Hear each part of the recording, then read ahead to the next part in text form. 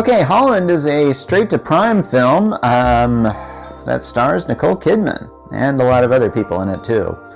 Well, actually, I'm probably not going to get to that because I forget the names. And actually, it's pretty good. I actually found myself kind of getting into this film. But, and I'm going to get into this at the end of the thing, at about the 9-minute mark, which is where I usually drop the spoilers on this. I'm going to tell you reasons why I believe this film works and doesn't really work. But let's get to what the film is about. From the very first moment of the film, you see that Nicole Kidman's character is talking about how great this place Holland is. Now, this is not Holland as in like over in Europe, Holland. This is a place in America. I think it's like, oh, I forget what state it's in, but anyway, but it's a thing where they actually have this big tulip festival, which I looked this up, and this is actually like a real thing that they have this kind of thing, and there's like a big windmill, and there's all this kind of thing. So it's a place in America that looks a lot like another place, and I'm going like, okay, that's very interesting. And it starts out with some narration by Nicole Kidman's character by saying like, sometimes it's so wonderful and it's like a dream, and I'm kind of going like, the first thing I thought is like, oh brother, is this lady delusional? And I kind of think we were supposed to get that vibe from the very get-go. And because here's the thing, movies have taught us that people who live in very ideal or idyllic sort of surroundings, they are usually in a trap of some type, or they're usually just made to think that it's really nice. Think The Truman Show. And here's the thing, the story is about a housewife, and her husband is an optometrist, and it seems like their relationship is pretty good. I noticed that there's just, I think she has a trouble with the babysitter because taught the kids some words they shouldn't know. And I've noticed when this family is in grief, they don't really swear. They say things like, oh darn it, or something like that. It almost feels like they're trapped in sort of like a Leave It to Beaver sort of world. And I kept looking for that. I kept thinking like, they're trapped in this world, aren't they? All this time I kept looking for this thing, and I'm going like, that's going to be the big reveal. I kept going like, what's the big reveal here? I kept like, this is a weird thing that movies are training me to do now, looking for a big reveal like right from the get-go. But the thing is, the plot of this thing is very typical. It feels like you're supposed to be a regular sitcom. Because, here's the thing, Nicole Kidman's character is very suspicious of her husband. I say suspicious as in like, he's always out of town. He's like an optometrist, but he's always going to these conventions. And one day, she's looking for an earring, and this is basically a huge cause for grief for her in this thing, that she's constantly scouring out the house looking for a lost earring, which feels very minute to me, and I think that's done very deliberately. And one day when she's looking for earrings, she's looking at her husband's model train set that he has with her kid, and notices this lot of packages of Polaroid film. Now, one thing I'm going to say about this film that I haven't said is, I think this film takes place in a very particular era.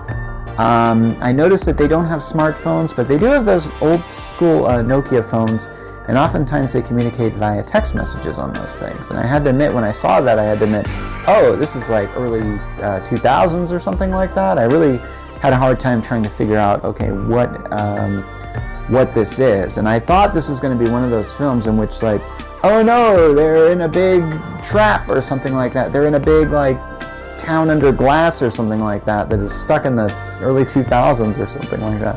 And I think the reason why I thought that is because, like I said, the husband has this sort of miniature version of the town in model train form.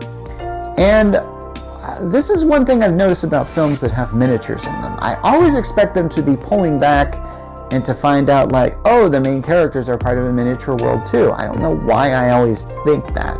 I thought that about the film Hereditary, and Hereditary is actually very similar to this film, where we have a character whose life is sort of coming undone, and in Hereditary, that character did miniatures for a living.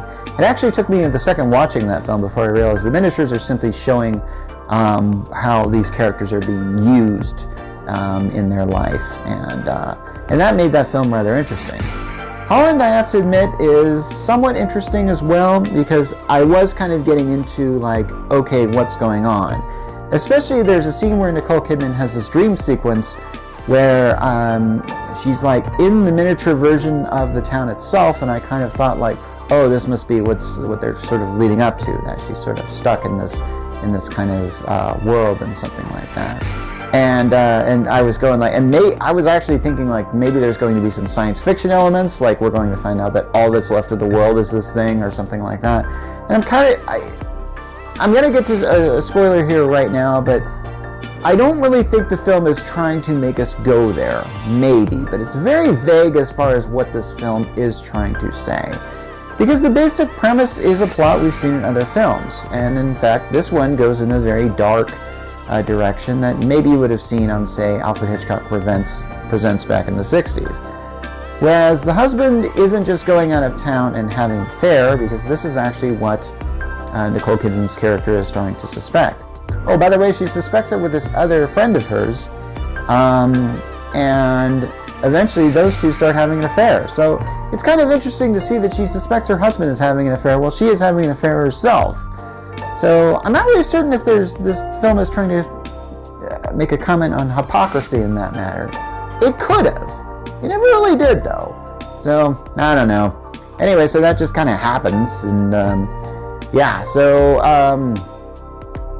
now I'm going to get into some spoilers. It's found out that the husband is not having an affair, but, or maybe he is, because actually he's doing a lot worse, because he's a serial killer. Yeah. Now here's the thing that I think is just clumsy in this film. The way that Nicole Kidman finds out about this whole thing is she's starting to notice like things like receipts left in his pocket and stuff like that. And what she's discovering is that essentially the husband is sort of creating a collection of things in this train set that he has.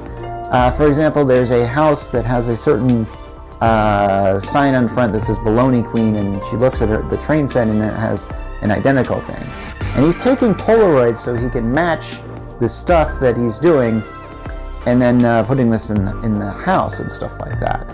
And to me, I'm going like, okay, I don't know what it is about serial killers in Hollywood and having this weird collection. So if the police were to ever come to their house, they'd look at that and go, oh, like, oh yeah, he did it all right. Look at that evidence. For example, if you've watched the show Dexter often had this weird collection of slides with blood on them, and he just kind of hid behind like a vent or something like that. Now I thought, boy, that's going to like really, seriously, that's going to really come and bite you in the butt one day if the police ever raid your home. And so I'm not really certain why this character is kind of doing this. They don't really go into really the detail of why this is. He's just sort of evil. And so here's the thing. So Nicole Kidman's boyfriend in the film manages to track him and find him, and believes he kills him. But it turns out during the Tulip Festival, Nicole Kidman's husband is in fact alive, and he's basically trying to sort of hit the reset switch on this thing. Like he's trying to go like, okay, let's work this out and stuff like that. Well, now I'm getting to spoilers here. Nicole Kidman ain't gonna have none of that, and she tries to kill him, and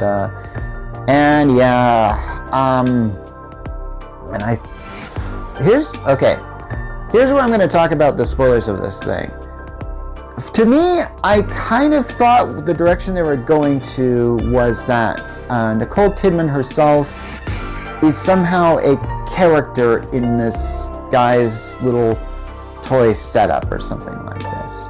And maybe what we're seeing is the film's from the husband's point of view of what he believes is going on and stuff like that. And maybe that's what they're going for. I don't really know how to describe that other than that. Imagine, I don't know, if it's kind of like in the movie, the Lego movie, where they pull back and you realize that the whole thing is just essentially the imagination of a little boy. I thought that maybe they were going for that maybe the whole thing was an imagination of the wife or the kid or husband. I thought that was the direction they're going to. There's no definite on this, but I think that's what they're doing.